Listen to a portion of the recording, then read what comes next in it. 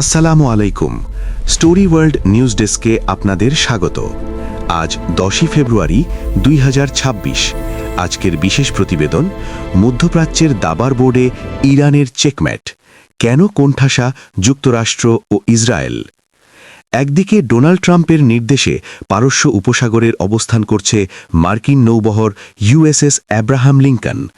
অন্যদিকে ইসরায়েলি প্রধানমন্ত্রী বিনিয়ামিন নেতানিয়াহু ওয়াশিংটনে জরুরি বৈঠকে বসেছেন ইরানের মিসাইল প্রোগ্রাম চিরতরে ধ্বংস করার পরিকল্পনা নিয়ে। কিন্তু এই রণহুঙ্কারের মাঝেও পর্দার আড়ালে এক চাঞ্চল্যকর সত্য বেরিয়ে আসছে।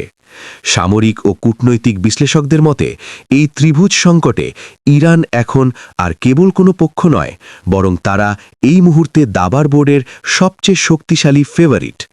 1000 শব্দের এই বিশেষ প্রতিবেদনে আমরা আজ উন্মোচন করব কিভাবে তেহরান যুক্তরাষ্ট্র ও ইসরায়েলকে এক জটিল কৌশলগত ফাঁদে আটকে ফেলেছে। 1. ওমানের গোপন বৈঠক এবং ট্রাম্পের দ্বিধা। গত কয়েকদিনে ওমানের মাস্কাটে মার্কিন বিশেষ দূত স্টিভ উইটকফ এবং ইরানের পররাষ্ট্রমন্ত্রী আব্বাস আরাঘচির মধ্যে যে পরোক্ষ আলোচনা হয়েছে তার ফলাফল ইরানের পক্ষে গেছে। ট্রাম্প প্রশাসন একদিকে শক্তির মাধ্যমে শান্তি বা পিস থ্রু স্ট্রেংথ স্লোগান দিচ্ছে, আবার অন্যদিকে ইরানের সাথে একটি স্থায়ী চুক্তিতে আসার জন্য ছটফট করছে। এর প্রধান কারণ হল ইরান খুব স্পষ্ট করে জানিয়ে দিয়েছে মিসাইল প্রোগ্রাম নিয়ে কোনো আলোচনা হবে না। তেহরানের এই অনড় অবস্থান এবং ট্রাম্পের দ্রুত যুদ্ধ শেষ করার জনমোহিনী প্রতিশ্রুতি যুক্তরাষ্ট্রকে এক প্রকার রাজনৈতিক ব্যাকফুটে ঠেলে দিয়েছে। 2.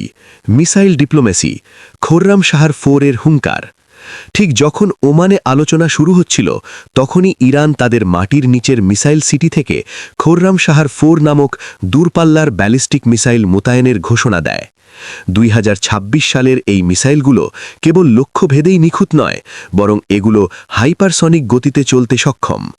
ইসরায়েলের বহুমুখী প্রতিরক্ষা ব্যবস্থা যেমন আয়রন ডোম বা অ্যারো 3 ইরানের এই স্যাচুরেশন অ্যাটাক বা একযোগে কয়েক হাজার মিসাইল হামলা সামালানোর সক্ষমতা হারিয়েছে বলে অনেক গোয়েন্দা রিপোর্টে উঠে এসেছে। এটি ইরানকে আলোচনার টেবিলে একটি আপার হ্যান্ড বা বাড়তি সুবিধা দিচ্ছে। 3. হরমুজ প্রণালীর চাবিকাঠি ও বিশ্ব অর্থনীতি।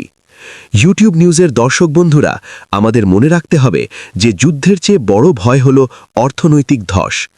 ইরান খুব ভালো করেই জানে যে বিশ্বের 20 থেকে 30% তেল সরবরাহ হয় হরমুজ প্রণালী দিয়ে। সম্প্রতি ইরানের ড্রোন দ্বারা মার্কিন পতাকাবাহী জাহাজকে ধাওয়া করার ঘটনা বিশ্ববাজারকে কাঁপিয়ে দিয়েছে।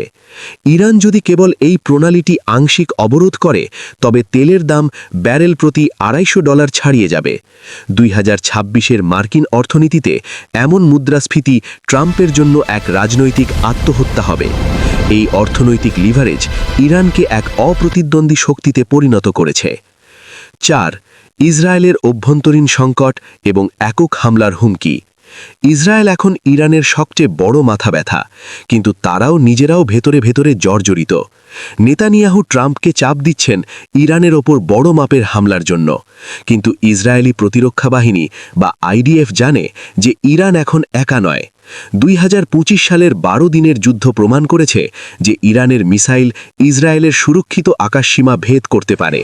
তাছাড়া ইসরায়েলের অভ্যন্তরে চলমান রাজনৈতিক অস্থিরতা এবং সামাজিক বিভাজন তেহরানকে সুযোগ করে দিচ্ছে তাদের সাইকোলজিক্যাল ওয়ারফেয়ার চালিয়ে যেতে। 5. প্রক্সি নেটওয়ার্কের পুনরুত্থান, অক্ষশক্তির দাপট। ইরানের অক্ষশক্তি বা প্রক্সি নেটওয়ার্ক যেমন হিজবুল্লাহ, হুথি ও ইরাকি মিলিশিয়া এখন আগের যে কোনো সময়ের চেয়ে শক্তিশালী। লোহিত সাগরে হুথিদের আধিপত্য বজায় রাখা এবং লেবানন সীমান্তে হিজবুল্লাহ 1.5 লাখের বেশি রকেট ইসরায়েল ও আমেরিকার জন্য এক মরণ ফাঁদ। ইসরায়েল যদি সরাসরি ইরানে আঘাত হানে তবে ইরানকে পাল্টা গুলি ছুড়তে হবে না, তার মিত্ররাই তেল আবিব ও হাইফাকে শ্মশানে পরিণত করার সক্ষমতা রাখে। এই মাল্টিফ্রন্ট ওয়ার বা বহুমুখী যুদ্ধের ভয় যুক্তরাষ্ট্রকে সরাসরি সংঘাতে জড়াতে নিরুৎসাহিত করছে। 6. চীন ও রাশিয়ার প্রচ্ছন্ন নিরাপত্তা কবচ। 2026 সালের ভূরাজনৈতিক সমীকরণে ইরান এখন আর একা নয়। বেইজিং ও মস্কোর সাথে ইরানের সামরিক ও কৌশলগত মৈত্রী এখন চূড়ান্ত পর্যায়ে। রাশিয়ার অত্যাধুনিক S-400 প্রতিরক্ষা ব্যবস্থা এবং চীনের ইলেকট্রনিক ওয়ারফেয়ার টেকনোলজি ইরানের প্রতিরক্ষা ব্যবস্থাকে এক দুর্ভেদ্য দেওয়ালে পরিণত করেছে। মার্কিন গোয়েন্দা সংস্থাগুলি আশঙ্কা করছে, ইরানে হামলা হলে রাশিয়া ইউক্রেন ফ্রন্টে যেমন সক্রিয়, তেমনি ইরান ফ্রন্টেও তাজিকততা সহায়তা দেবে। এই আন্তর্জাতিক ব্যাকআপ ইরানকে পশ্চিমাদের একতরফা চাপ থেকে মুক্ত রেখেছে। বন্ধুরা, এই প্রতিবেদনের সবচেয়ে গুরুত্বপূর্ণ অংশটি হল, কেন ইরান এখন ফেভারিট? উত্তরটা সহজ। ইরান এখন নো উইন সিচুয়েশন বা এমন এক পরিস্থিতি তৈরি করেছে যেখানে যুক্তরাষ্ট্র বা ইসরায়েল যুদ্ধ জিততে পারবে না। যদি হামলা হয় তবে বিশ্ব অর্থনীতি ধ্বংস হবে। যদি হামলা না হয় তবে ইরান পারমাণবিক সক্ষমতা অর্জন করবে। যদি নিষেধাজ্ঞা বজায় থাকে তবে ইরান চীন ও রাশিয়ার আরও কাছে চলে যাবে। তেহরান তার রেজিস্ট্যান্স ইকোনমি বা প্রতিরোধী অর্থনীতির মাধ্যমে নিষেধাজ্ঞাকে পাশ কাটাতে শিখে গেছে। তাদের ড্রোন প্রযুক্তি এখন বিশ্বের অন্যতম সেরা, যা এমনকি রাশিয়াকেও ইউক্রেন যুদ্ধে সহায়তা করেছে। 2026 সালে দাঁড়িয়ে ইরান প্রমাণ করেছে যে তারা কেবল একটি দেশ নয়, বরং একটি রাজনৈতিক সাম্রাজ্য। পরিশেষে বলা যায়, যুক্তরাষ্ট্র ও ইসরায়েল যখন যুদ্ধের খসড়া তৈরি করছে, ইরান তখন তার মিসাইল শক্তি, ভৌগোলিক অবস্থান এবং মিত্রদের নিয়ে এক দুর্ভেদ্য দুর্গ তৈরি করে বসে আছে। মাস্কাটের আলোচনা সফল হোক বা না হোক, ক্ষমতার ভারসাম্য এখন তেহরানের দিকেই ঝুঁকে আছে। যুদ্ধের দামামা হয়তো বাজবে, কিন্তু সেই যুদ্ধের ফলাফল কি ওয়াশিংটন বা তেল আবিবের অনুকূলে আসবে? বর্তমান পরিস্থিতি বলছে না। আপনার কি মনে হয়, ইরান কি সত্যিই মধ্যপ্রাচ্যের নতুন সুপার পাওয়ার হিসেবে আবির্ভূত হতে যাচ্ছে, নাকি ট্রাম্পের গ্রেট আর্মাডা বড় কোনো বিপর্যয় ঘটাবে? আপনার মূল্যবান মতামত কমেন্ট বক্সে লিখুন। ভিডিওটি তথ্যবহুল মনে হলে লাইক দিন এবং এই ধরনের গভীর সংবাদের জন্য আমাদের চ্যানেলটি এখনই সাবস্ক্রাইব করুন।